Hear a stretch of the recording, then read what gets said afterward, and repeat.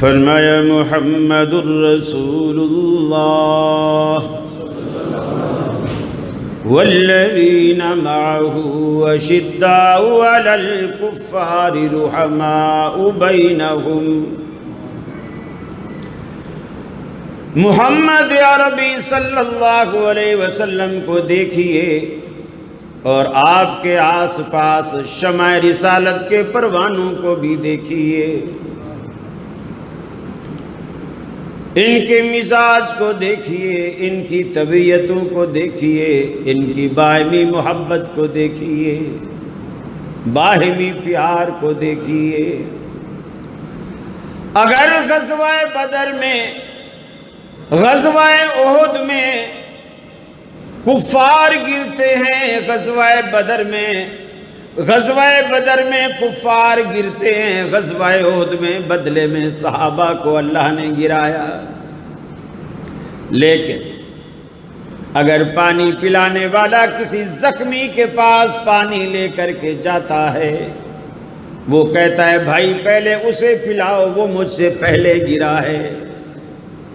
خود بھی شہادت کے منہ میں، خود بھی موت کے منہ میں جا رہا ہے، لیکن پانی پلانے والے سے کہتا ہے میرے برابر والے کو پہلے پلاؤ، یہ میں نے دیکھا کہ مجھ سے پہلے یہ گرا ہے، اسے زیادہ ضرورت ہوگی۔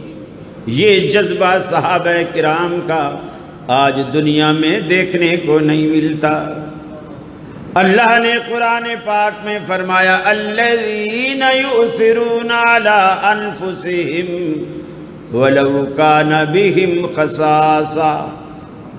ارے یہ ایسی ہستیاں ہیں، خود بھوکے سو جائیں گے، خود پیاسے رہ جائیں گے، لیکن اپنی بھوک، اپنی پیاس پر، اپنی ضرورتوں پر دوسرے کی ضرورتوں کو ترجیح دینے والے، جن کی تعریفیں رب العالمین نے کلام پاک میں کی۔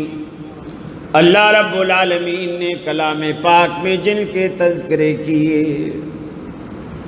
صدیق اکبر ایسی ہستی ہیں، ایسی ہستی ہیں۔ فرمایا تراہم رکعا سجدا یبتغون فضلا من اللہ ورضوانا۔ اے دنیا میں دیکھنے والو، تمہیں رب العالمین دعوت فکر دیتا ہے۔ میرے نبی کے ارد گرد صحابہ کرام کی جماعت کو دیکھو، کبھی آپ ان کو رکوع میں دیکھو گے، کبھی قیام میں دیکھو گے، کبھی سجدے کی حالت میں دیکھو گے، اللہ کو یاد کرتے ہیں، اللہ سے مدد مانگتے ہیں، اللہ سے نصرت مانگتے ہیں حالت نماز میں، کبھی جھک کر گڑ گڑا کر، کبھی کھڑے ہو کر، کبھی سجدہ ریز ہو کر۔ لیکن آج ہمارا عالم یہ ہے، اللہ رب العالمین کے حضور اول تو جھکتے نہیں، اگر جھک جائیں تو دلوں میں تصور شیخ ہوتا ہے، پیر جی کا تصور ہوتا ہے، حضرت جی کا تصور ہوتا ہے، جس پر اقبال نے کہا کہ کبھی سر پر سجدہ ہوا جو میں تو زمین سے آنے لگی صدا، تیرا دل تو ہے صنم آشنا، تجھے کیا ملے گا نماز میں۔ پہلے وہ صنم نکال کے آئیے، جس طرح صدیق اکبر نے اکیلے رب العالمین کی محبت اور عظمت کو دل میں رکھا، پھر سجدہ ریز ہوئے۔ عمر فاروق نے جس طرح اللہ کی توحید کو دل میں سجایا، پھر سجدہ ریز ہوئے۔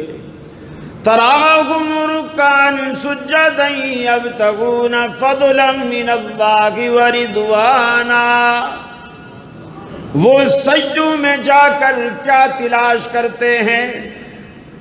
سجدے میں بھی فرق ہوتا ہے، کوئی سجدے میں پیسے تلاش کرتے ہیں، کوئی رکوع میں دولت تلاش کرتا ہے، کوئی یہ کہتا ہے الہ العالمین میں نے جو 40,000 کا پرائز بانڈ خرید کے رکھا ہے، پہلا ہی انعام میرا نکلے آئے۔ لیکن اللہ کہتا ہے یہ صحابہ کرام کی جماعت جن کے دلوں کو میں نے انبیاء کے بعد سب سے زیادہ پاکیزہ پایا، ان جماعت کا یہ عالم ہے یبتغون فضلا من اللہ ورضوانا، یہ سجدے میں گر کر رب العالمین کی رضا کے سوا کچھ نہیں ڈھونڈتے، سجدوں میں اللہ کی رضا تلاش کرتے ہیں، اللہ کی رضا ڈھونڈتے ہیں، اللہ کی محبت چاہتے ہیں، اس کے علاوہ ان کا کوئی مقصد نہیں۔ سیماہم فی وجوہہم من اثر السجود، فرمایا تم انہیں پہچانتے ہو، تم انہیں پہچانتے ہو ان کے ماتھے پر جو محراب پڑ جاتے ہیں سجدے کے جو اثر سے، ان کے ماتھے جو داغدار ہو جاتے ہیں، تم ان کو پہچانتے ہو کہ یہ اللہ والوں کی جماعت ہے۔ من اثر السجود، سجدے کے اثر سے۔ آج ہم نے اتنی نرم و نازک قالینیں بچھا رکھی ہے، 80 سال تک بھی نمازیں پڑھو تو کبھی نشان نہیں آتا۔ وہ زمین پہ، چٹائیوں پہ، کھردری جگہوں پہ۔ اس زمانے میں یہ سہولتیں بھی نہیں تھی جو اللہ نے آج ہمیں عطا کی، لیکن